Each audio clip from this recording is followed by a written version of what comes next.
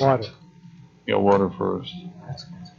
I'd like to call the Mequon Municipal Water Utility Commission meeting of Tuesday, October 12th to order. Please call the roll. Commissioner Strelchuk? I am here. Commissioner Bushy? Also here. Commissioner Meyer? Here. Commissioner Hancher? Here. Commissioner Giroux? Here. Commissioner Parrish? Here. Commissioner Schneider? Here. Commissioner Nervin? Here. Commissioner Worth? Here. We have a quorum and everyone's here. We have the approval of the meeting minutes for September 9, 2021. Move approval. Second. We have a motion and a second. Any discussion? Hearing none. All in favor, please say aye. Aye. And that passes. We have one item of business, and that's to authorize a contract to relocate the water main under I-43 at Highland Road Bridge. This is a $606,000 potential contract. Does anybody have any questions for staff? Hearing none. Alderman Nervin. Commissioner Nervin, actually.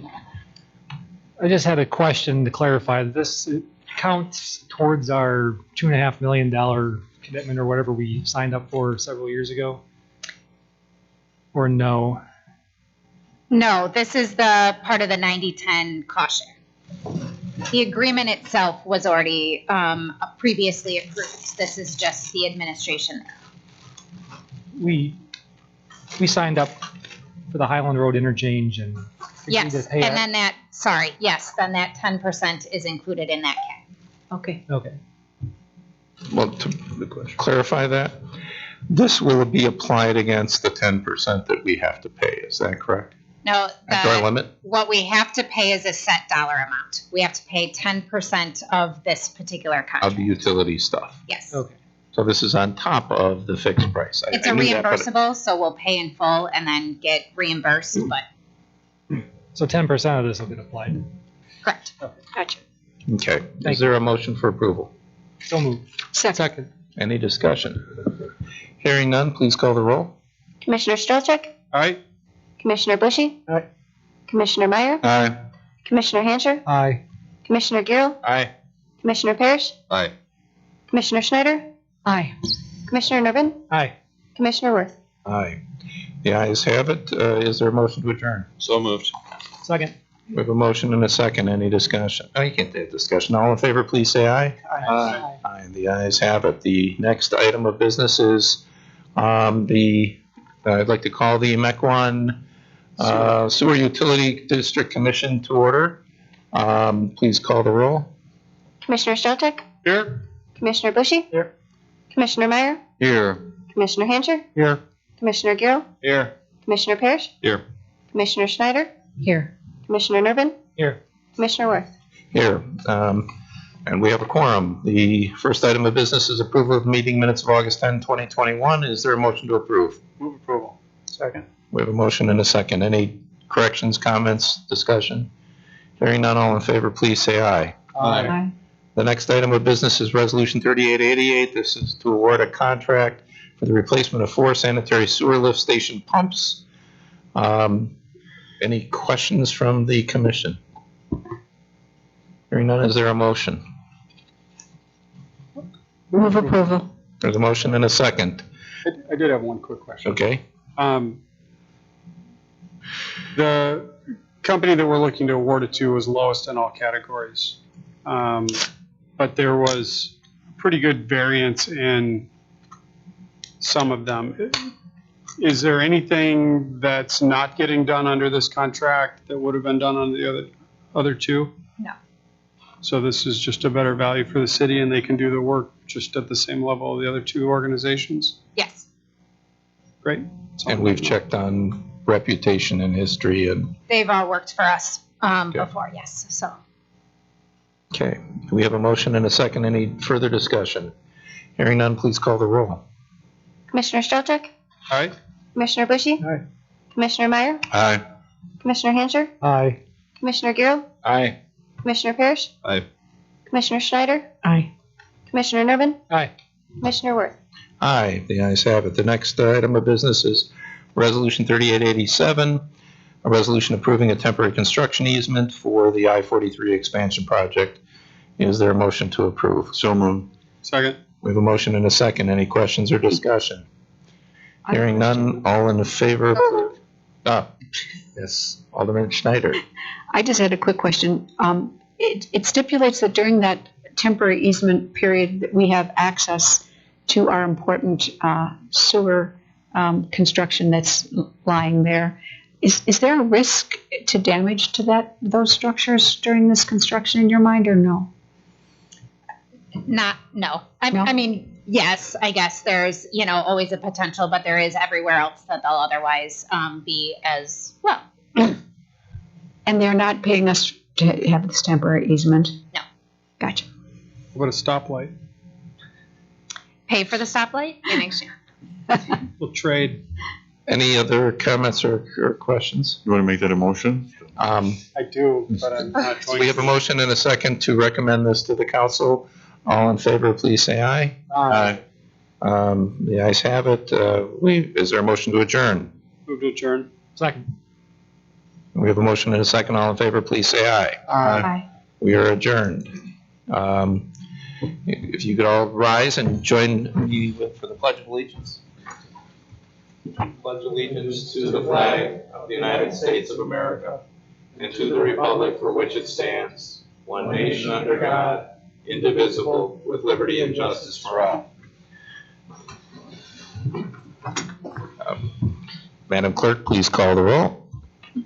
Alderman Strelchak, Here. Alderman Bushy. Here. Alderman Meyer, Here. Alderman Hancher, Here. Alderman Garrell, Here. Alderman Parrish, Here. Alderman Schneider, Here. Alderman Nurbin, Here. Mayor Worth. Here. We have no public hearings this evening. The first item of business is personal appearances and public comments. If there's any member of the public, well, I know why everyone's here, so I'm guessing there are none, that want to address the council, they can do so at this time. Since there is none, we'll skip that. We have one report, or actually a proclamation. We're fortunate this year that a Mequon business is a Ozaukee County Economic Development Corporation, our council's award winner. Missing Links is the 2021 Medium-Sized Business of the Year award winner. And in the past and tonight, whenever we've been fortunate enough to have one of those award winners, we do a proclamation to acknowledge our fine business. So, the Ozaukee Economic Development Council recently named Missing Links Golf Course and Driving Range as its 2021 Medium Business of the Year. Missing Links, which is owned by Kim and Peter Epperson, Mr. Epperson's in the audience, has served Mequon residents and countless other satisfied customers for 26 years as a fun, affordable, and family-friendly golf destination.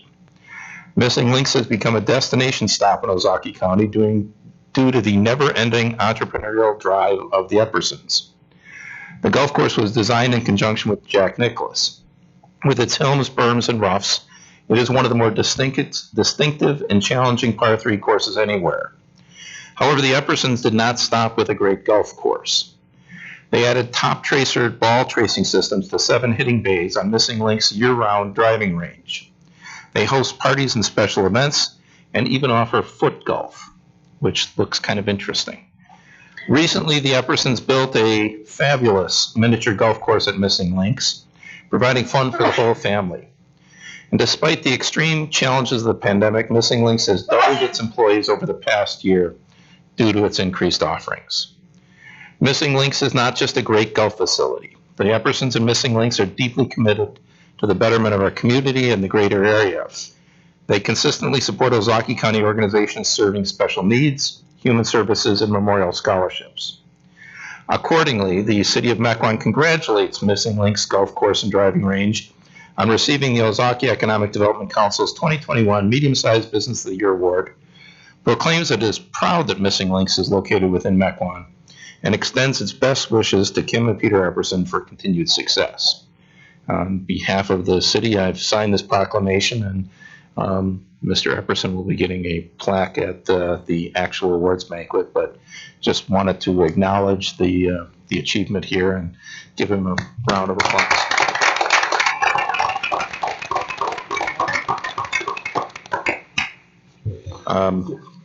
Just as an announcement, in 3 days, it will be the National White Cane Safety Day, and a reminder to residents to look out for people with white canes, and there's a proclamation to that effect also that will be signed. To the rest of our agenda, we have a consent agenda this evening with 12 sets of minutes and one resolution. That's a resolution approving a certified survey map in conjunction with the dedication of approximately 1.58 acres of public right-of-way along the northwest corner of Granville and Dodges Bay Roads. That resolution has been recommended to you by the Planning Commission on September 27, 2021.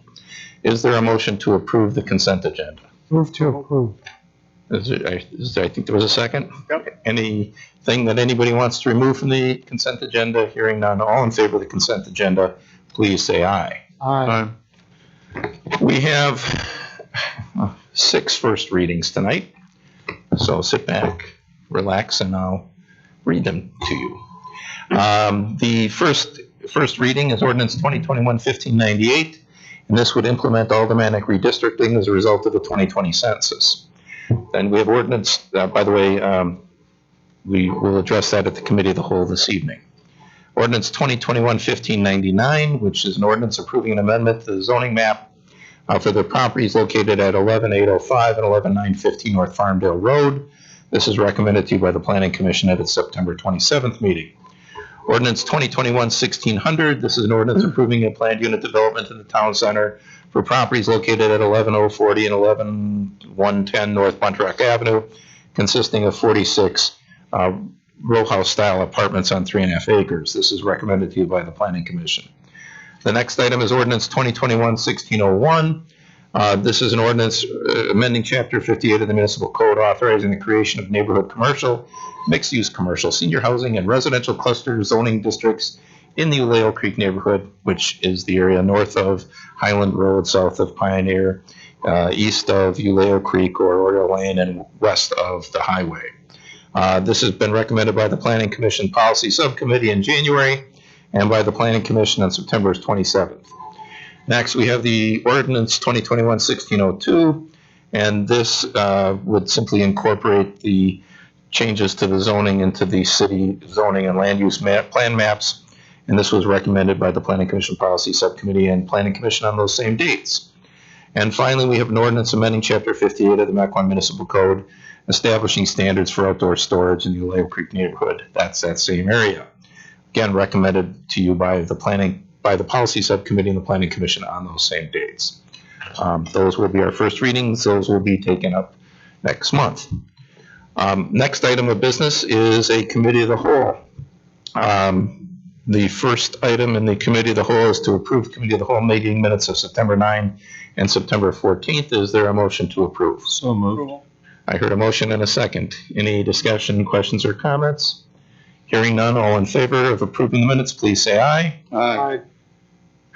And now I will turn this over to our city clerk to discuss the revised City of Mequon Ward Plan and map. Thank you, Mayor and Alderman. Tonight on the agenda is a resolution to approve the new ward map for the City of Mequon. This new map will take effect with the spring elections in 2022 and be in effect until the year 2031. The current process began with the census in 2020, and after the census was concluded, Mequon has gained just a little bit over 2,000 residents, and we have a total population now of 25,142. Parts of the city gained quite a bit of population. A couple areas decreased slightly. This was also true of Ozaukee County. And because of this, and because of the notion of equal representation in legislative bodies, we have to, at this point, redraw the different districts to rebalance. So the county supervisory districts and the aldermanic districts must be revised to create substantially equal districts. So the county did begin this process over the last couple of months. They approved 26 supervisory districts, and that was done in mid-September. So today it's Mequon's turn now to draw the wards within those supervisory boundaries using redistricting standards, which I will go over in just a moment.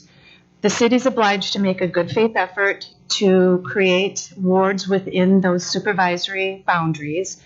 And the proposed ward map that you have before you tonight divides the city into 20 wards within those county district lines. Although tonight's focus is on the wards, of course it does have an impact on aldermanic districts because aldermanic districts are made up of groupings of wards.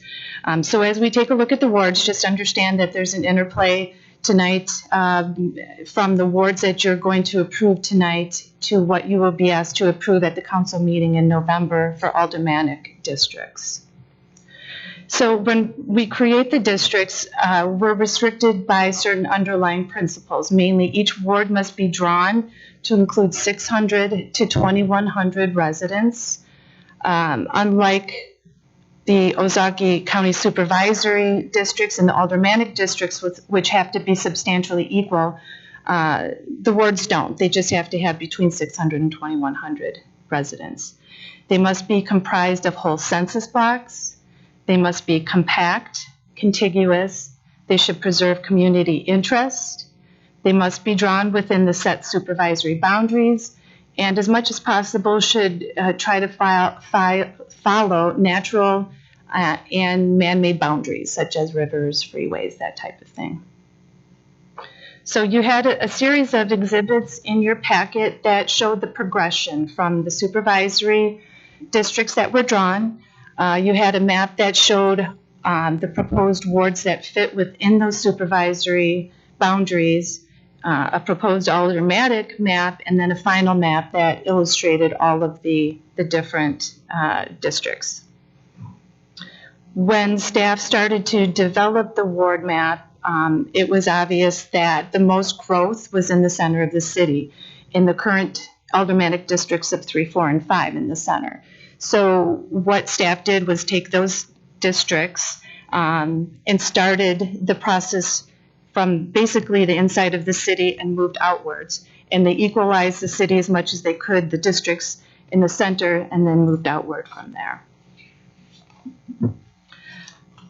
This process typically in a normal census year would take 60 days, but because of COVID, we went from 60 days down to a matter of weeks to get this accomplished. As it stands tonight, we're asking council to have consensus on a ward map because to move this process forward and get it approved by November, the county supervisors are looking to finalize our ward plan next week with the public hearing and do their final approval of their supervisory districts.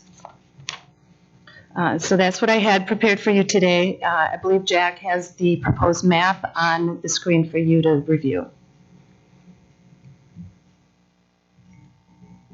Jack, are you going to say anything, or are you simply showing us the map? This shows basically everything on this map. This has the county supervisory districts in color. It has the district proposed aldermanic districts defined by the red line. The wards are difficult to see a little bit. There's the smaller numbers that are halo, like this is Ward 1 right here. And then finally, I did put on the block numbers, or the census block populations on there as well. So we can toggle in and off any of those layers if you want, but I just thought there was needed to be some context to what we had to do here. This was basically a mathematical problem we had to try to solve, and it took a number of iterations, and we had to not only balance the ward issue and our district issue, we had to make sure that the supervisory districts also remained within a tolerance level that they could accept. So what you have in front of you is, after several iterations, what we felt was the best plan to put forward. And I can kind of go through any of the history or details if you want, depending on where the conversation goes. Alderman Boucher. It's hard to see in here. Can you Either use your microphone or talk really It's hard loud? to see here, but do you have a version that is without the wards to see actually what the aldermanic districts are? The proposed aldermanic districts? Yep. I'll turn off this as well. So this is a clean map here. This shows aldermanic and wards. So the red boundaries are the districts, and then the black smaller lines would separate the districts into the wards. So this is similar, or one of the versions essentially that we had at the meeting a month ago at Public Welfare, correct? Correct. So I know I've been having some back and forth with Carolyn about learning a lot about how this is built, not obviously up to the same speed. And so I took a few swings, struck out in tonight's terminology, but then I now understand the census. I know it's at the last second here, but I did send about an hour and a half, 2 hours ago, a version to Carolyn just as a potential that I'm thinking actually would, it was something that Alderwoman Schneider, I think, said at our meeting, is that trying to minimize the number of residential shifts. So not only with the constraints that you have, but trying to find a way so that fewer people would end up with different representatives at the council. So I had offered something. I don't know if it's feasible or not, but as I look at it, should in the end have maybe fewer modifications. I did look at it a little bit. I didn't spend a lot of time on it. I saw it came in like around 540 or something. But I did look at it.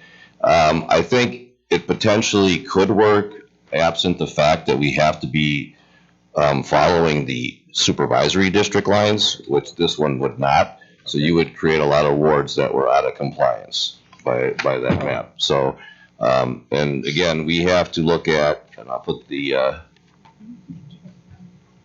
that's the right one. This is the supervisory districts up there. You can see some of your breaks where you created the districts won't follow these colored sections, which are the supervisory districts. And by doing, anytime you break a supervisory district from an aldermanic district, you have to create a ward, and that ward has to again be in that 600.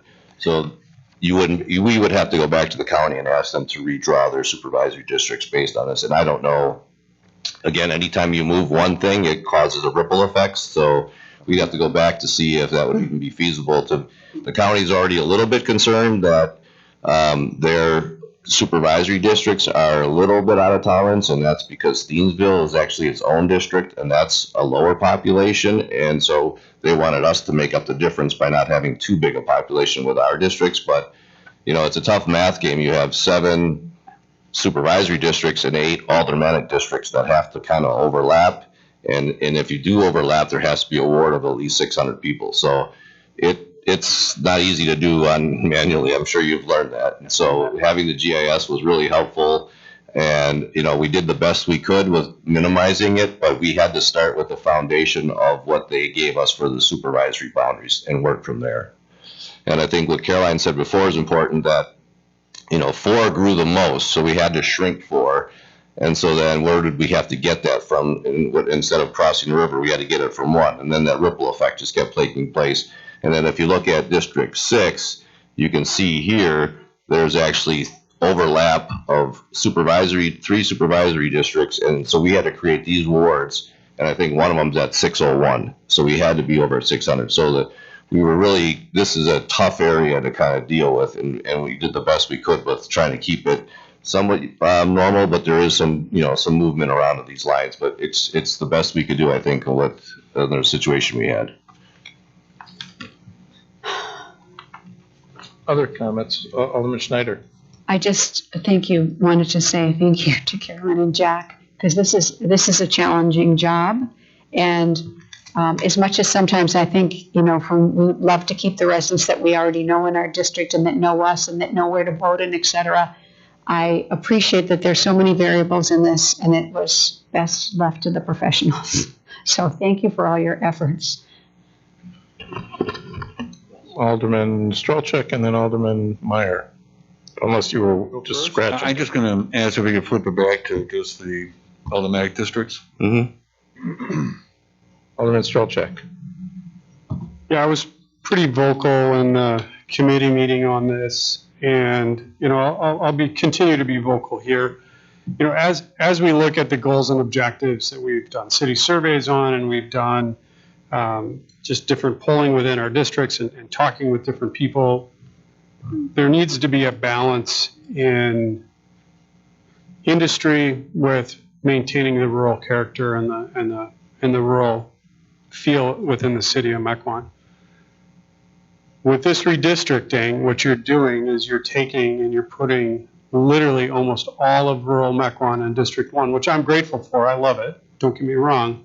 But you've got one alderman voting to maintain rural character, and then nearly all the other districts have, heavy subdivisions and things like that, and they're going to be voting a different way. Where the aldermanic breakup was before, you had a really nice balance where you had some subdivisions and you had some rural character that you were trying to maintain within the city. And with this shift, District 1 loses Villa Park, which I've advocated for years, and we've still got ongoing issues with there that obviously we want to see, followed through on. But I lose that subdivision feel, I lose that subdivision voice from my constituency within my district, and I've got one kind of classification of voice within my district, and I'm seeing that classification being removed from other districts as well. So when I objected to it in the committee meeting, we came back with the same map that we had in committee meeting, and I know you've got a hard job and a hard task to do, and I appreciate you just like Alderwoman Schneider, but I don't care for this based on really what we're trying to maintain for our residents. If we needed to create an extra ward, I would have been supportive of that. But again, I'm open for discussion to see where this goes. Alderman Meyer, did you have your hand up before? Well, just to make sure, so District 3 is now 7, 6, and 8? Correct. Not smaller, not population-wise, but land-wise. I'm just disappointed that I'm going to have the alderman from District 3 be my representative. Oh, no. Other comments? Alderman Giro. Now, I wasn't here because I had COVID last time around when we were doing this, so I didn't want any of you guys to get sick, and I wasn't feeling good myself. But I wasn't here for that, but there was something that you had two different maps, and one was to keep Alderman Bushy and Alderman Pierce separate. Does this map combine them into the same district at the next election so that they'd have to run against each other if they wanted to remain aldermen? No, I think the map you're referring to had Alderman Bushy outside of his district. That was, I can show you that one if you want. That was this alternate. The red's a little bit thinner, it's harder to see, but basically all it was this line here changed. So instead of this notch would be more linear and going around here. And by taking that out, it also made the districts a little bit more even in terms of population, but we left it in to have Alderman Bushy remain in his district. So that is an option. And I believe that follows the county boundary as well. Yeah. I can turn the supervisor. Other comments? Questions? Alderman Giro. I was going to ask Alderman Strelchek on I agree with what he was saying, but I'm just trying to see how could we do this. It looks like the county put us under a lot of pressure that, geez, they want to have it their way and they don't want to move anything around. And is there any way we can work to get any of this stuff changed so it's more compatible? Or are we just going to draw these lines and this is the way we'll do it? I mean, it is unfortunate that we didn't have more input versus what the county did. So I'd like to see if there's some way we can accomplish that, if possible. Excuse me. What's the score? 5. Is it over? What inning? Okay, wait. Top of 9, you mean? Top of the ninth. It's okay, thank you. Your question's important, so let's address the question I didn't mean. Well, again, I guess when the original supervisory districts came out, this is kind of what they originally looked like, and they were a little bit different, and so we tried to work as closely as we could with those without making major shifts. So we asked for a couple minor changes because the original district map based on ours would have looked like this, which they're not labeled, but this would have been 6, this would have been 7, this would have been 4, and we didn't feel that was a good layout for the city. So we asked them to make some tweaks, relatively minor. I think they shifted maybe 4 or 5 supervisory boundary districts. So that is what came up with basically what you have here. So we had to start basically from their maps. And the problem with, again, since 4 grew in size, if we were going to shrink 4, we would have either had to shrink it so then 7 crosses the river, which we kind of wanted to avoid, to make 1. If 1 wanted to build a park, we would have had to shrunk 1, which means 3 would have got bigger, 4 would have got bigger. We would have had to shift 7 over. We probably would have had to shift 2 over. And then we were just basically looking at a new map anyway. I mean, some of the issues, again, with Caroline mentioned, was the population has changed. And I have this up as well to show you how the population changed from 2010 to 2020, and then where we are with the deviations in what we've created here. So, and again, this is the supervisory districts. This is their average. This is their deviation. And they, in fact, didn't really like the fact that we were still at 4 and 3 for their supervisory districts. They actually wanted it lower. But again, as you can see, Thiensville at 6.5, that kind of throws us off. So at the end of the day, again, it's a mathematical equation to come up with something that fits as best we can into the ward requirements, into the deviation requirements of the aldermanic and the supervisory, while following the census block lines. And so there could be alternatives to this, but this is the best I think we could come up with based on trying to stay close to the supervisory districts as close as possible.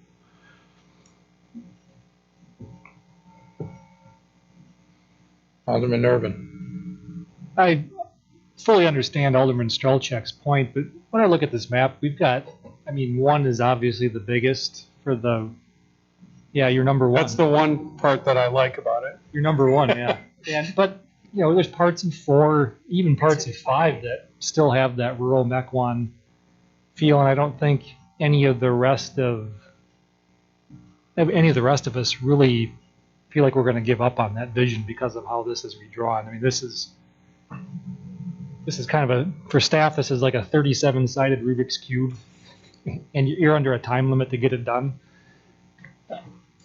I like that they're a little more uniform on the map.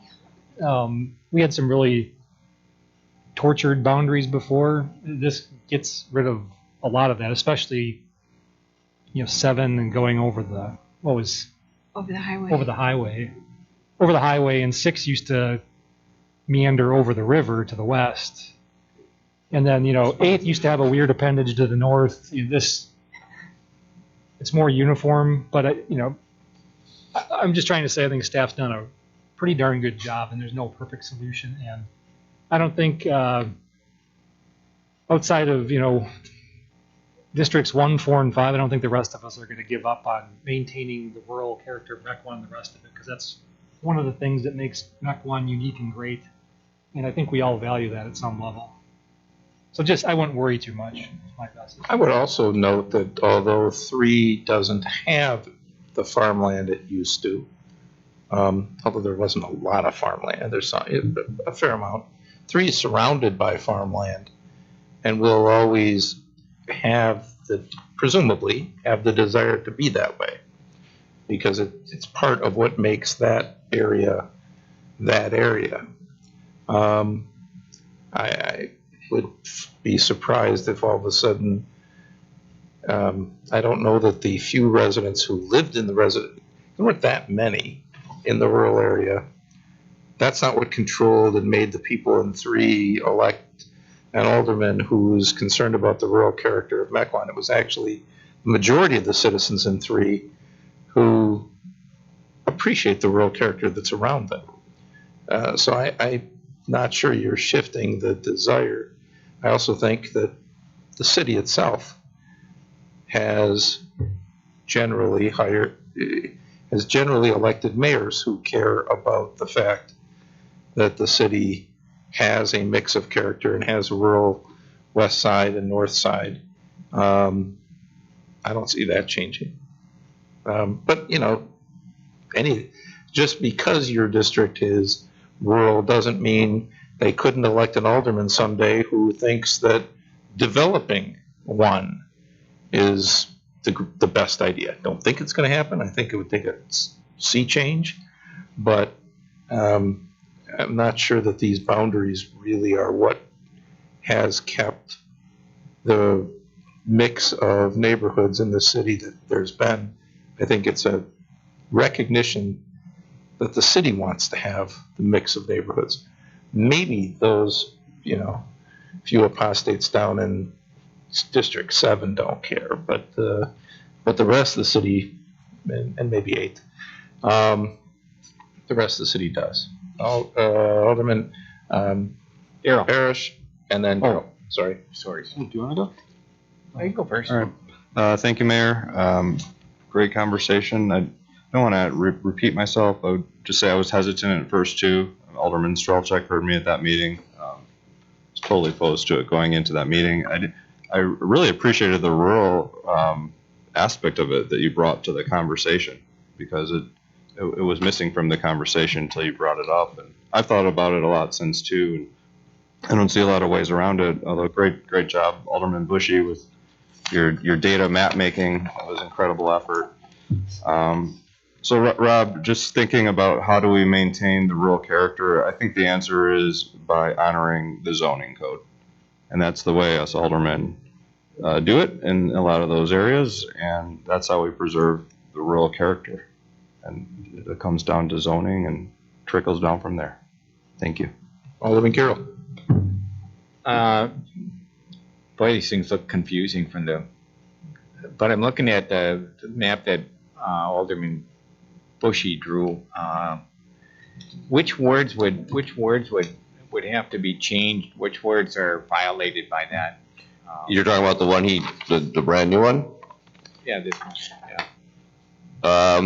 Well, there's a couple probably small ones that may be addressed, but I'll turn on the supervisory district map again. So, and again, what I'll do is math on the fly. The first thing, there's a notch that he still shows here as being part of District 8, which would not be enough for Ward. And then I think there's an issue going to be down in here, because these don't match. The lines that are shown on his map do not match the supervisory districts, and the same with down in here. So he's relying on an old map that it looks like it goes to the railroad tracks, but these supervisory districts do not. They go to the river. So this will all have to be reconfigured for wards in both of those areas. And I don't know what the impacts of them are, but I could tell that it looks like some of them probably be low in terms of that population number. Over. Just so you know, the Brewer game is over. Oh. I meant the discussion. What's that? I meant the discussion. Oh. Alderman Strelchek. So what's the net difference on Ward 4 versus 3? Because literally that's all I'm asking to have shifted. I didn't get the question. What you want to shift? Add 4, take out 3, which keeps pretty much the balance of rural/subdivision in place. So you want to change the district boundary or the ward boundary? District 1 would shift out Ward 3. To District 3 then? To whatever district. I just want to know the net difference, and if it throws your numbers off. Are you taking your numbers off of this map? Because I'm confused as to what you're It asking. was the other map that was up a couple of minutes ago, and it looked like an easy swap. And now it's changed and it doesn't look easy. So if I turn off the supervisory district and I'll turn off the blocks just for clarity. You want to switch Ward 3 into District 3. Is that what The you're asking? block 3, is a block 3, that's not, This is a ward. Are you talking about this, in District right here? 1, the Trying number to get, 3 he's are, trying to get Bill to park back in his district, so I don't know what, right? yep, Okay. that's 4. That's Ward 4 of District 2. right, I'm trying to add 4 and subtract 3, which basically keeps the balance between rural and subdivision in those 2 districts, and then whoever 3 would most appropriately go to, whether it be 3 or 4, is the decision of you. But, you know, keep in mind, there's really not much other area for growth in the city. It's going to come in You're one. taking from 2. What's that? You're taking from 2 and giving to 3. How Yeah. do you get 2 to be a legitimate district? All right. Well, then, Again, we're figuring it out on the fly on that. Yeah, the population of Just 2. vote no I mean, based on all the of the reasons I people in gave. Aldermanic 2 would then be the best represented district because they'd have the most votes in the city, or the biggest percentage of an alderman. Alderman Boucher. that's actually, I think Andrew needs to add probably about 5 sides to that Rubik's Cube. I understand learning the process, it is very complicated, I appreciate the efforts going into it. And then, yeah, as soon as what Alderman Strelchak says, then you're like, okay, now push 2 to replace some of the section where town center is for 3. And you can keep on going this path, which is kind of what I kept on doing in my iterations. But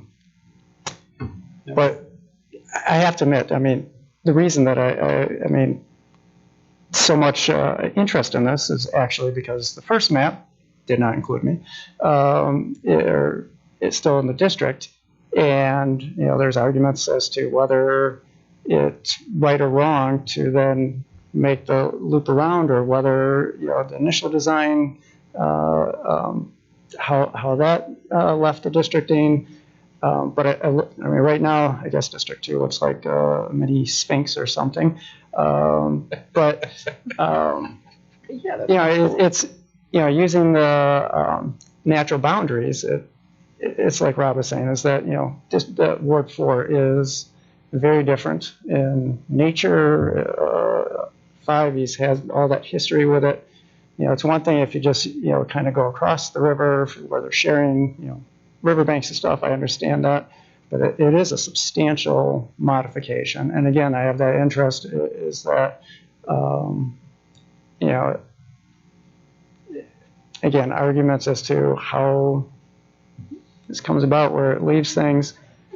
I still think that there's room for, and I know it's tough, and I know there's a time constraint, but I still think that there's room for making modifications so that there's less residential shift, and that aldermen still have as many of their residents that they're representing and formed relationships with as possible.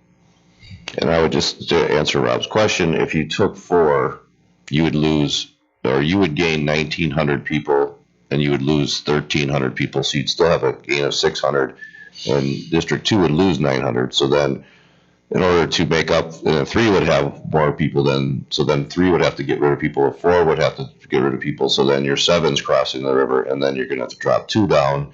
So all those things have a chain reaction implication to the supervisory districts and how to create those wards. So I'm not saying it's not possible, but it's going to be very difficult to do that without making major changes to the supervisory boundaries. I think people are more engaged with their aldermen than they are with their supervisors. Oh, totally agree. I think the process should be reversed. I think we should be creating the aldermanics before the supervisory, but that's not, you know, that's not what we were given. We were handed these supervisory districts, and in fact, we had a third supervisory district proposal. They asked us after the fact, and we just like, oh my God, we can't even look at this anymore, because that would change this map again entirely, and probably for even worse. So it's the process that's what is in place, and hopefully in 10 years, none of us will be here to have to deal with it again. I mean, it's not even that the county chose to do it first. That's the way the state has, you know, designed this, that it starts with the county. It really would make sense to go with the smallest unit and keep adding units to it, but but talk to Alberta Darling and our state assembly people. But right, we're stuck with having to respond. We're catchers, we're not pitchers, and respond to what the county does. Can I just add a point of clarification? Because I'm objecting to 3 and losing 4. I'd be more than happy to serve 3. I just wanted to try to maintain that relationship with Villota Park and that balance within the district. But any alderman, including myself, would be happy to have Ward 3 and support them as well. Just don't want anyone to feel slighted after they listen to this. Alderman Meyer. I can appreciate the aldermen that feel a closeness to their district. I think everybody does. And first time through this process of doing that is you're going, God, I'm losing all these people I know, and I'm doing all, and it's disappointing. I've gone through it a couple times, and I've gone from rural to more concentration and subdivisions, went to rural and came back to the more concentration of subdivisions and that. And there are challenges that you get from that, and there are a lot of new people you get to know, and it's good. It's kind of just like the same thing of people going around and in different types of committees that we have, changing around. It's kind of the same thing. You get different challenges. You get to know different people, and I can appreciate everybody, and I felt the same way, especially when I was first an alderman, and then it got swept up from underneath me in a short period of time. But every single change, like I said before, has challenges. Every single change, you get new friends, and you get the chance to help different people. And that's kind of what it's all about. So I can appreciate everybody's concern, but everybody lives through it. I joined the council 1 year after Dale. Yeah, this is our 3rd redistricting. It's so 4th set of aldermanic maps. It's a pain in the neck, but it's really not as bad as people think. Do I gain the landmark? Any other comments, or do we have a recommendation to the Common Council? Make a motion to approve. Second. We have a motion and a second. Any further discussion? I have a question. Alderman Gill. So are we approving this as it is? Because I still have some questions. I'd like to talk to Jack about them, about some ideas, and I don't want to drag it through here because it might, I just still don't completely understand the map. And I'd like to ask, some other questions, but right here I don't have, if I sit down with you for 10 minutes, I'll understand everything better, and I'm not going to drag it out in front of the Common Council because I don't grasp it completely yet. So, What we're approving tonight are the wards. We are not approving the aldermanic districts. But to be fair, that will drive the aldermanic district. So we'll be somewhat locked in because the next step is the county does their approvals. And then we don't have the ability after that. And when is the deadline that the state set? I believe it's November 17th. Everything has to be complete. So, we certainly have time to have those conversations about aldermanic districts before our November meeting. But if we don't approve the wards tonight, we'd have to come back very quickly to do that. Alderman Nerva. Might I offer a solution to Alderman Gill? If you happen to vote in favor of it with everyone else, you would reserve the right to make a motion to reconsider at the next meeting.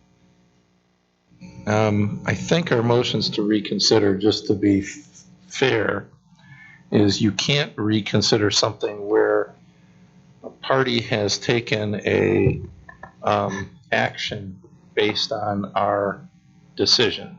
So you can't kind of. So we can't hang the county. I'm trying to think of a polite way to. Yeah, you can't do in a third party. Yeah. So that probably would not mean. We could reconsider, but it would have to be so that it fully met everything the county did, which means nothing.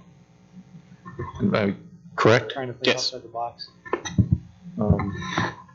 So what's the council's pleasure? Do we address this tonight, or do we have another meeting in a day or two? And when is the county meeting? The 20th. Okay. So we have to have another meeting to do this before October 20th, and to be fair, at least give them a day or two. And there's also publication notices that they have to provide, so they would have to have that in the newspaper prior to the meeting. Okay, by when? I don't know that number. Yeah, I'm happy to meet. I just, it's, you know, it's got a snowball effect, so we have to be careful that we could probably tweak some minor ones here and there, some lines, but it becomes a snowball effect, especially again in this area here. We are so tight with numbers that any tweak there would cause a major ripple effect. So.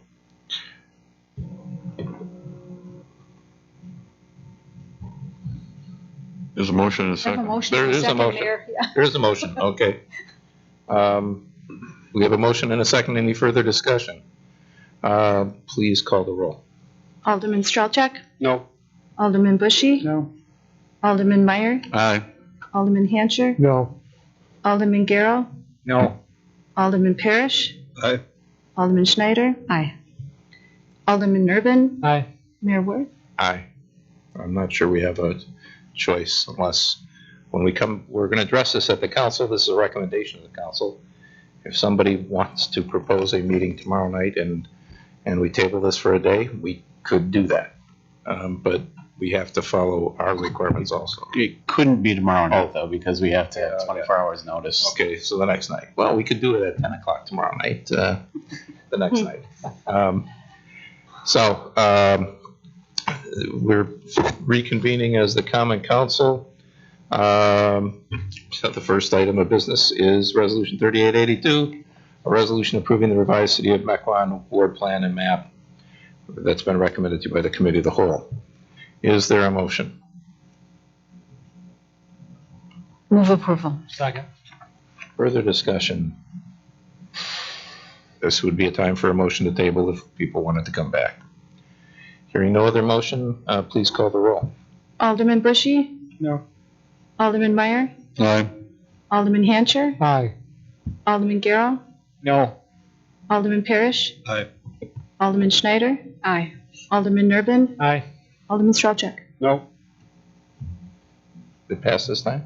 5-3. Okay. The next item, Resolution 3883. This is a resolution authorizing staff to enter into a contract that exceeds $25,000 for the financial consulting services of Tom Watson, the prior City of Mequon Finance Director. This was recommended to you by the Finance Personnel Committee on a 3-0 recommendation. Move Is approval. Second. any discussion? Please call the roll. Alderman Meyer, Aye. Alderman Hancher, Aye. Alderman Garrow, Aye. Alderman Parrish, Aye. Alderman Schneider, Aye. Alderman Nerben, Aye. Alderman Strelchak, Aye. Alderman Bushy. Aye. The next item, Resolution 3884, a resolution to approve a contract for a organizational strategic planning consultant. This was recommended to you also by the Finance Personnel Committee. Is there questions or a motion? So moved to Second. approve. Any discussion? Hearing none, please call the roll. Alderman Hancher, Aye. Alderman Garrow, Aye. Alderman Parrish, Aye. Alderman Schneider, Aye. Alderman Nerben, Aye. Alderman Strelchak, Aye. Alderman Bushy, Aye. Alderman Meyer. Aye. Next item, Resolution 3884. This authorized the engagement of the law firm of Axley Brynolson for the purpose of reviewing and updating the City of Mequon sign code. This was recommended to you by the Finance Personnel Committee 3-0, but with an addition to the provision with a request that the law firm come back to the city, that this matter comes back to the council within 60 days. Is that a fair summation of what was decided? So that, In final form, right? well, as final as it can be before we discuss it. Yeah. So that's the recommendation from the Finance Personnel Committee. Move approval. Hold on. Alderman Garrow, question? Yeah, what was that, what exactly now, are we hiring this guy to do this outright, or are we just waiting 60 days to hire him, what? No, the idea is to hire him, but we want him to come back. There's a concern expressed by Alderman Boucher that this get done in time so that we're not walking into the middle or the end of the spring elections before we have a sign code that's in place. So we're going to ask the consultant to try to complete his work within 60 days so that we have time to address this at the council and hopefully approve it at the February meeting, which pretty much, unless there's primaries, gets it done before signs go up in the 3 local races that will be done in the spring. Then I have one other question. Yes. I think we have 2 qualified attorneys here, and you guys couldn't do this. You had to hire someone from outside. Do you want me to take it? Let me. Either way. Okay. We had that discussion both at the staff level that I was included in and at finance personnel. The concern is a couple things. One, neither one of us has done that per se. Now that I think I could, I think Brian could, is somebody who's been through the process previously multiple times and has some expertise going to be able to do it more quickly, probably. And secondly, the concern would be, to the extent I at least would be heavily involved, there may be a question of impartiality.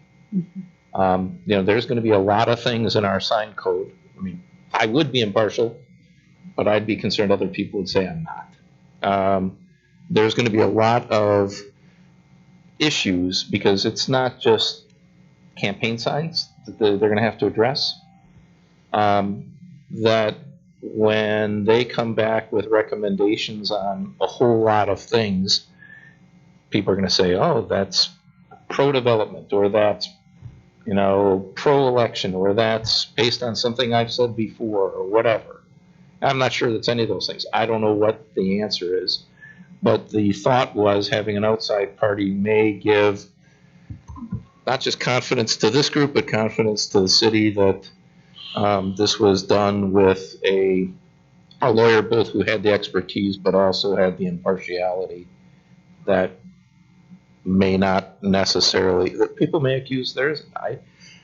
I kind of relished doing this, by the way. It's kind of fun. I did that with the residential zoning code, but I think there's, this has a spotlight on it that maybe some other things don't. Alderman, did that answer your question? Yeah, but I don't like spending the money. Just talk. Well, I don't like spending the money either, and I don't think you have to worry too much about the political side of writing it with the city. Can you get a little closer to the mic? I can't. I don't think you have to worry too much about the political ramifications of writing with the city attorney, because it's a weak mayor system and it's a strong common council system. I mean, we're going to have to approve it. If we don't like it, we're not going to approve it. And if we think it's not impartial. But if I come back, or the city attorney comes back and says, that isn't going to pass constitutional muster, and you're going to open the city up to a lawsuit, does the recommendation carry the same weight among you that it would if it came from a somewhat acknowledged expert on this? That's the question, because this isn't just making a, like lots of things we do, they're policy decisions. You're right, it's weak mayor, council decides they want to do whatever the heck it is they want to do. Is it good policy, bad policy? There's no challenge, it's legislative. This, the result of it, as we've seen, by the way, which neither one of us were involved in drafting the language that was challenged, but we had provisions in our code that, whether we say arguably, clearly, whatever, would have landed us in hot water in the courtroom, unknowingly. And that's the concern. Does that answer? I mean, I don't care which way it goes. I'll listen to the other alderman first. I think Alderman Nervin or Alderman Strelchuk was first. I think Rob is. Rob. I'll bring up a couple things that I brought up in committee, like, 2 things. One, Mayor Worth is a city mayor. He's not the city attorney. He just happens to be an attorney. So to to burden him with the rewriting the code, you know, if he asks for help, you know, at some level, we just got to respect it. And our city attorney saying that he has concern with, you know, a couple things that are maybe a little bit tricky in there to make sure that everything's spelled out appropriately, constitutionally, and is really direct and straightforward. Secondly, my experience in working with attorneys and knowing attorneys is they tend to have a very broad area of expertise. But when they ask for help and they don't know something, and you have two attorneys coming asking for help, they need it. It's $5,000 to $10,000 to have an expert come in and write the city code because you've got two attorneys that would relish in the fact that they could do this themselves all day long, but they've said they need it.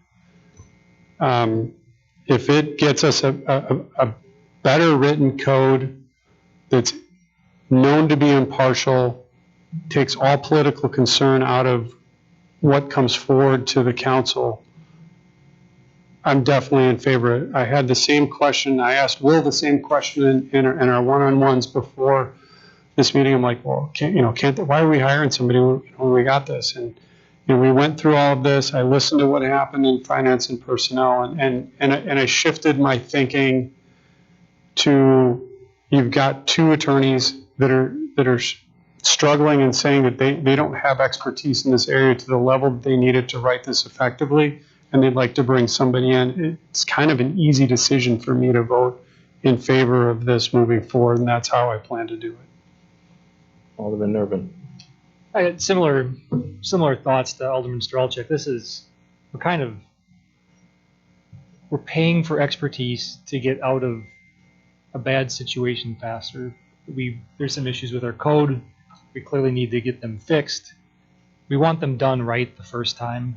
We want it done relatively quickly for the reasons we talked about before. This is actually, well, you know, we're all going to lament spending $5 to $10 grand. It's actually a pretty good use of money in the long run, especially if we can avoid issues going forward. It's a very cheap insurance policy, if you think about it that way. Oh, one other thing I added at finance personnel.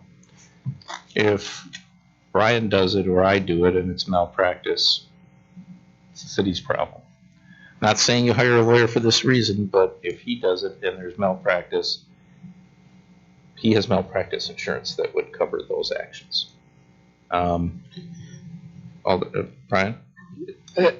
I think the other piece to this that I didn't really share as part of the finance and personnel discussion that came to mind as the questions were being asked is one of the challenges here is that, yeah, I would absolutely love to do this. It's you know, these are the types of issues that guys like me really enjoy doing.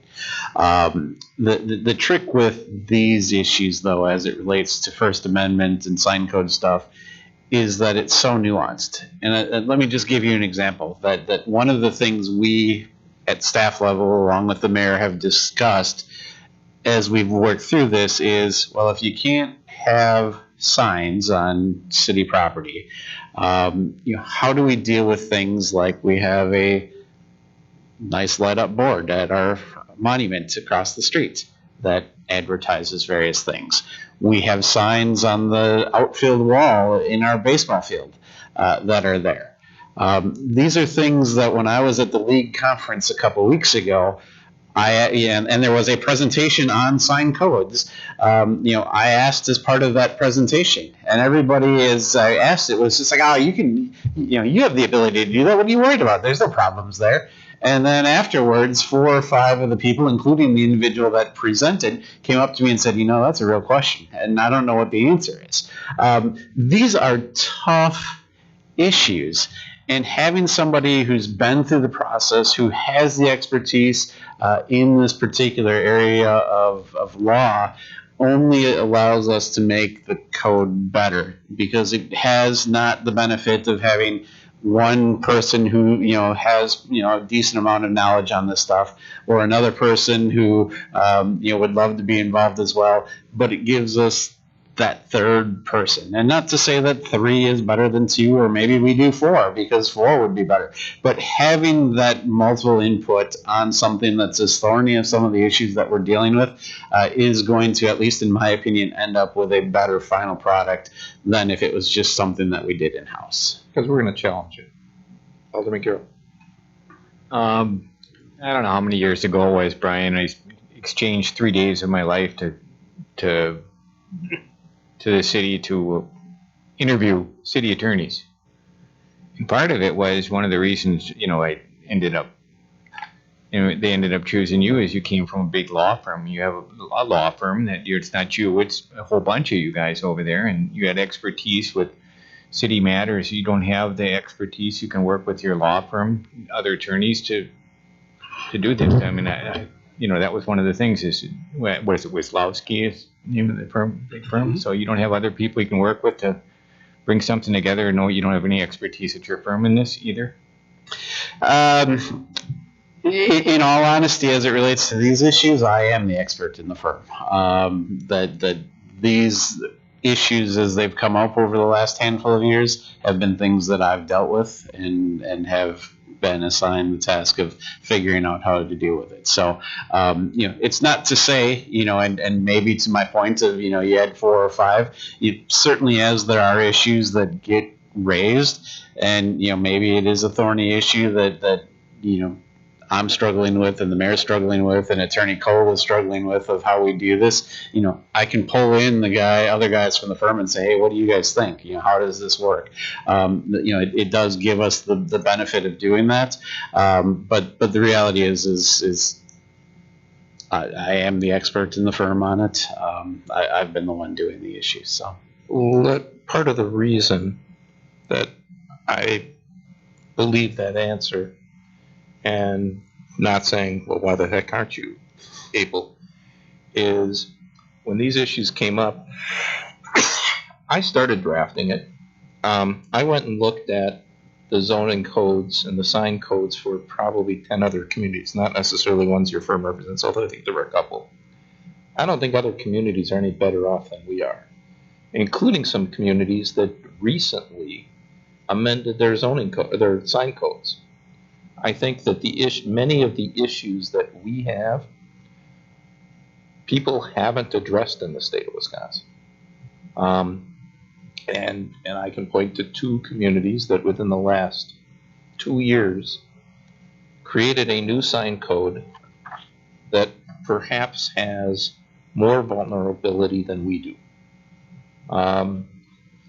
I can point to some big communities that in April were putting out news releases telling people things about their sign codes that we at least recognized a few years ago the court said you can't do. Like, they were telling people they had to remove their signs the day after an election.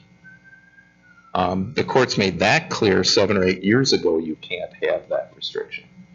And that was Eau Claire, for example, a pretty big community. So I think part of the problem is the state hasn't, very few places in the state have addressed these issues. If it was a little bit more, it's kind of like COVID in February of last year compared to COVID in February of this year, maybe there's at least some more knowledge. We're COVID in February of last year, at least in Wisconsin. Alderman Schneider. I'm now convinced. That was my consideration, actually, because I know there's been recent case law about this. There's been recent challenges to other communities' sign codes, and I was more under the impression that, why should each municipality be hiring an outside expert to make a sign code when the same issue must affect many municipalities throughout Wisconsin? So I was under the, perhaps due to my lack of understanding, under the impression that we could look to some of those cases and some of those other communities' adjustments in their sign code, rather than having to hire someone to reinvent the wheel as Pewaukee or Racine or everybody would be doing. But now I understand that as of yet there is not clarity on this issue enough so that we can look at the case law and look at what other communities have done with some expectation that we would achieve a good result. So I am educated now about why this is necessary. I would throw just one response to that. There are a few communities that their sign code basically says everything goes except you can't put signs up in the air. That we know is acceptable. Okay, so if you wanted to basically not have a sign code, but put a few restrictions like that, and kind of tell businesses they can do whatever they want to, tell everybody in their homes they can do whatever they want to, tell people they put whatever they want to in public spaces, then that's real easy. Now that is not consistent with, I mean, I voted against the existing sign code when it was passed 12 or 14 years ago because I thought it was overly regulatory. But it is what we're used to. And if you wanted to scale back drastically, well, then it'd be easy. Alderman Meyer. You know, you would think, and I got a couple of questions about some of the things not in the contract with this also, but you would think that there would be somewhat of a boilerplate that would have, here, these cases have been adjudicated and you can't do that. And there's, you know, there's been constitutional decisions on this. You can't do that. So you would think that a law firm looking at this, you know, would be able to take our sign code and just go against that boilerplate inside of there. Now, I know that every community is different on their sign code, but, you know, the basic questions for each one of the communities is that signage on public property, you know, political signs, things of that nature that, you know, how can you exclude some, cannot do that. I mean, basic signage for having setbacks and stuff like that in your sign and sign sides and stuff like that is something that is not, I don't think is too much politically or too much has to be looked over in our sign code. Just saying that though, and maybe talking out of both sides of my mouth, I'm a little concerned about the dollar figures that we have in here, $5,000 to $10,000. And at $320 an hour, I'm not saying they don't deserve that, you know, for doing that for their expertise.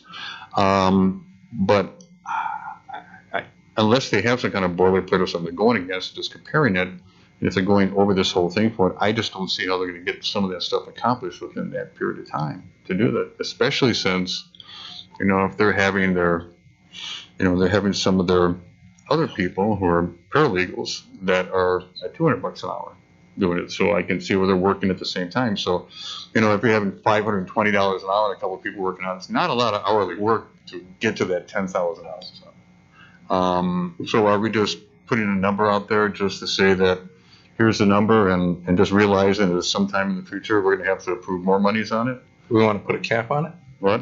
Do we want to put a cap on it? I do have some concerns along the same lines. Yeah, you know, I'm just, and especially since the fact of that, you know, that doesn't include any other costs that are involved inside of it. You know? Mr. Attorney. So just two comments on that, and I'll take them in reverse order just because it's easier. The 5 to 10 was based on the kind of preliminary discussions that we had, and I think that there was some thought that it might be, you know, a little bit longer of a process, and that, you know, we could kind of gatekeep his use that's there.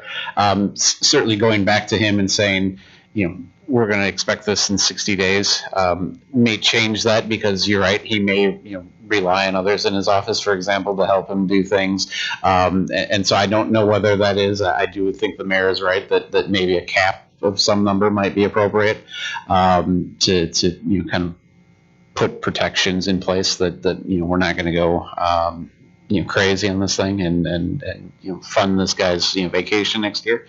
But that's kind of where that number came from, and we've changed the calculus a little bit. So I don't know what that would, you know, if I talk to him, I don't know what that would do, you know, if he would say otherwise. Yeah, because I think $5,000 is just That's not going to be done for $5,000. It's not going to be done for $5,000. There's just no way. Right. It's 15 And it hours. probably wouldn't even be good if it was for $5,000. You know, yep, you're fine. Right. The first part of the question about whether there's some sort of boilerplate, just as an example, the International Municipal Lawyers Association, basically the league, but for you know, international folks, they tried to put together a sample, you know, kind of a boilerplate code. They went through 3 or 4 different iterations as they were adding things, and by the time they got, I think, to the 5th one, which is the current one, there's a big disclaimer at the top that says, we've just given up. This is too difficult because of, every community is so different and what their desires are and, what their priorities are, that to just do a boilerplate that's going to kind of cover everything is virtually impossible. And so they more or less gave up. I will also add that I think that the current version of what they have has some of the same concerns that we have in our code. So this is a tough issue, and that's one of the reasons why we're suggesting that this is appropriate. Well, I'm not to say you're incorrect at all, because I agree with you on this stuff, but I'm thinking that some of the basic questions that we're going through would be ones that have some kind of determination already about it. I mean, with the fact of that signage on public property, there's got to be some case law on that for it. And there's got to be stuff on, political signage, stuff like that. I mean, the rest of the stuff when it comes to personal businesses and that, I think the city is still in the driver's seat for all of that. Those are the other things that fall into constitutionality, and that is where there is an issue in the signage code. And tell me if I'm wrong, but I think that's where it is. There are still some issues in the commercial areas. In fact, we've had some changes over time because, for example, we can't tell people they can't put their logo on their sign, which we used to. So there is, the Supreme Court and the Seventh Circuit have delved into but haven't fully developed the case law. There's some conflicting case law, including a couple of Supreme Court decisions that disagree with each other. You could ban all signage on public property. The concern there is there's some language that says, well, but if you're making exceptions for city signage, we're not addressing what that means. So putting up street signs. Now, so no matter what we get, this is an evolving area of the law. Then my guess is when we're done, we're not done. That a year or 2 or 3 years from now, the city's going to address it again. But at least if you start with a better starting point than we currently have, because based on my review of the case law, I can find a dozen things that are wrong with it. At least. Glenn? Excuse me, Alderman Boucher. It's fine. There's been some excellent discussion back and forth here, and in the committee meeting before, I had started out with a lot of apprehension over this, especially after seeing the price tag, and you do the math, as we just discussed. If you're looking at a $5,000 to $10,000 range, we're talking that this attorney or their office is going to be putting in anywhere between, say, 20 to 40 hours. And so that's all the time of starting to review our code and whereas our city attorney already has that experience, and as I noted before, did a great job with the 2 ordinances we had regarding also free speech with alms, for example, before. And I still think that there's a good portion of this. And now, actually, as you say, it sounds like whether Brian takes a swing at this and puts, I would assume, a very good effort forward and probably be just as timely, if not faster, than office or than the consultant here, that it almost sounds like it doesn't make, to me, that much sense to go with the outside because, like you say, we're going to be here a few years from now, or it's just not, no matter what somebody does, there's going to be holes in it. And so I think I'm going back and more inclined towards trying to do this in-house. Alderman Parrish. Perhaps this isn't appropriate for a public meeting, but as far as the attorney contract that we have with the city attorney, there's a limit on the amount of hours they put forth, right? Every year. So Not really. Okay. There's a fixed amount for a certain number of hours, and then anything above that would be just at an hourly rate. Okay. Well, There is a cost. okay. It's cheaper. Okay. I'm probably not going to go in that direction though. But I mean, there is a good point that Alderman Boucher brought up. Is, I mean, a new attorney is going to have to spend quite a bit of time to even get current on where it is, and where we're at, and review where we're at with the code to make recommendations. So I could go either way on this. What I do agree though that attorneys are specialized, and if an attorney is saying that he can't handle it, you should listen. But I'm kind of hearing different things out of you. No offense. So if you can do it, we should have you do it.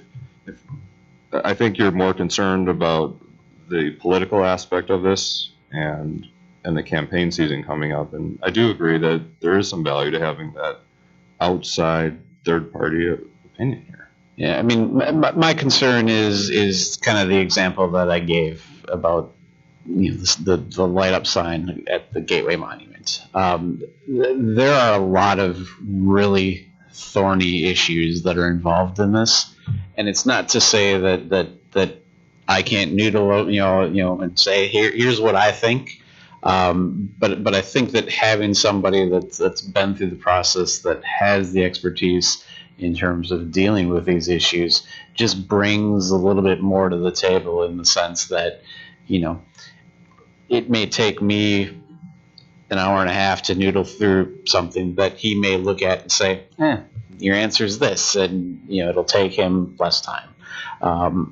That's the purpose of having the expertise. And there's no tag team approach where you kind of you take the lead on it, and then you have a resource for questions, et cetera, or is that pretty uncommon? No, so, I mean, certainly we could. That was one of the things that in fact we even discussed was, when I asked him, hey, what do you think ballpark in terms of costs? He's like, well, I mean, if you wanted to just have me as somebody that you could bounce ideas off of, that would be a very low cost alternative for you to do that. And it's, something that I think he would be fine with. But I think that it's, in some ways that, it's just better to say, here's your baby, you've got the experience, and then let this side, myself, the mayor, you folks, well, there's no planning staff here, but planning staff, be the ones that are then challenging him to give us the better product at the end of the day, as opposed to me saying, hey, this is what I think, maybe being challenged by you folks. But I think it just gives us more, the more eyes on this thing, the better I think at the end of the day it ends up being. I think Alderman Meyer was first, I think.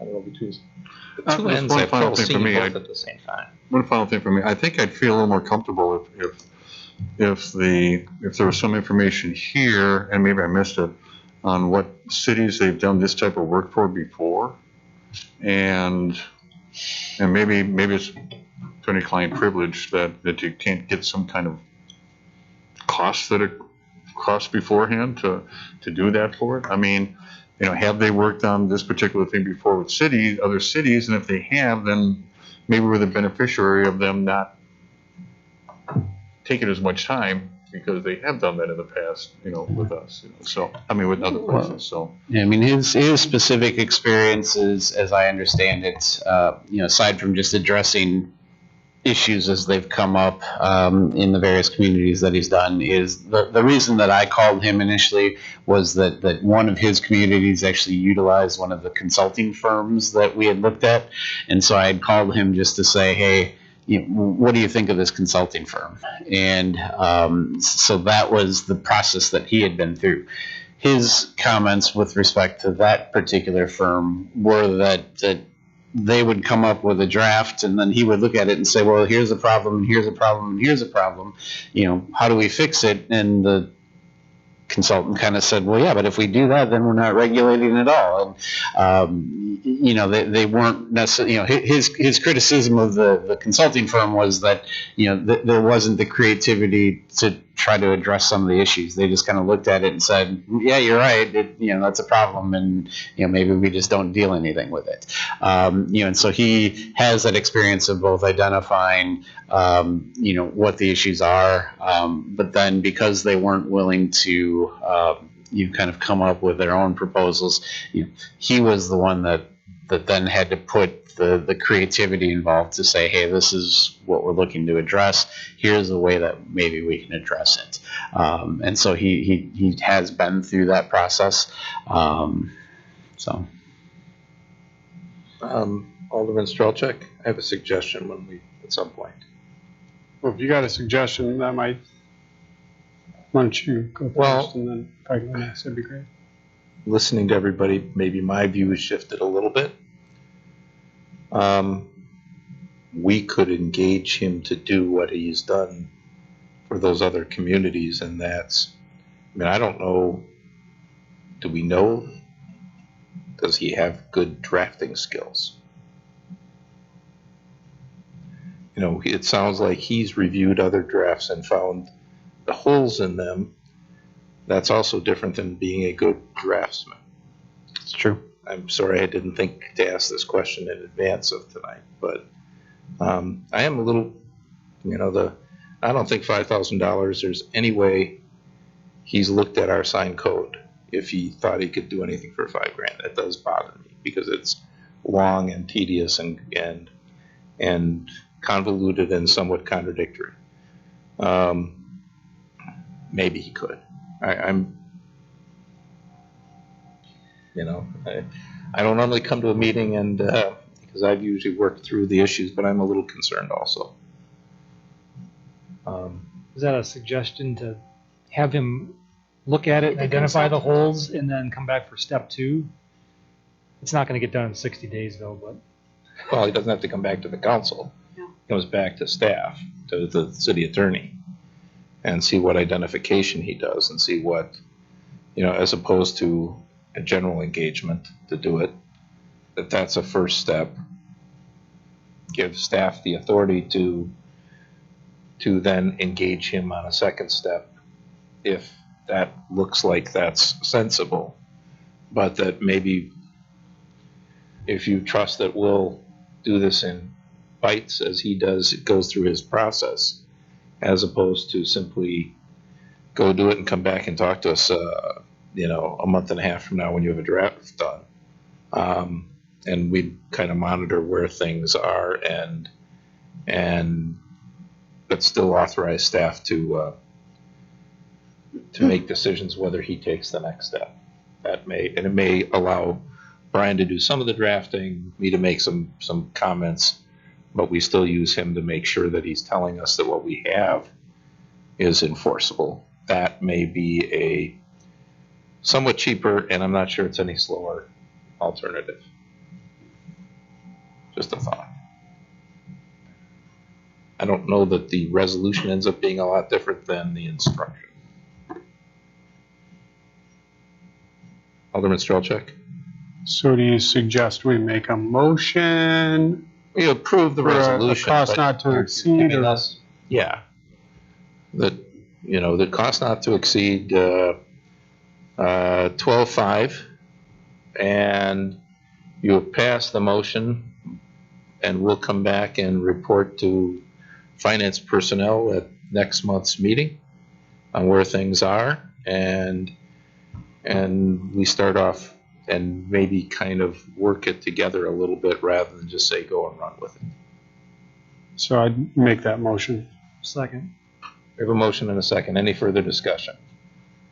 Hearing none, please call the roll. Alderman Garrow? Aye. Alderman Parrish? Aye.